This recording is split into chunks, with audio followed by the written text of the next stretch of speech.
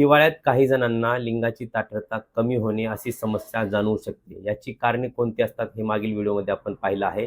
आजच्या या व्हिडिओमध्ये हिवाळ्यात गेलेली ताठरता परत येण्यासाठी कोणकोणते छोटे छोटे घरगुती उपाय करू शकतो याबद्दल माहिती पाहणार आहोत. तत्पूर्वी हे लक्षात ठेवा की हिवाळ्यात गेलेली ताठरता ही तात्पुरती समस्या आहे, ती परत येऊ शकते. काय करायचं आहे की सर्वप्रथम शरीर उबदार ठेवण्याचा प्रयत्न करायचा आहे. दुसरी गोष्ट म्हणजे सकाळी उठल्यानंतर किमान अर्धा तास व्यायाम करायचा आहे. या व्यायामामध्ये किगल एक्सरसाइज देखील ॲड करायची आहे.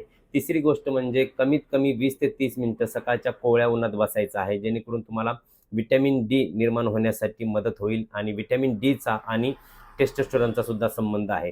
चौथी गोष्ट म्हणजे काय करायची आहे की दिवसभरात पुरेसं पाणी घ्यायचं आहे. वाटल्यास तर कोमट पाणी देखील तुम्ही घेऊ शकता. पाचवी गोष्ट काय करायची आहे तर दूध, अंडी, मासे, भोपळ्याच्या बिया इत्यादी व्हिटॅमिन डी तयार करणारे घटक तुम्ही घेऊ शकता.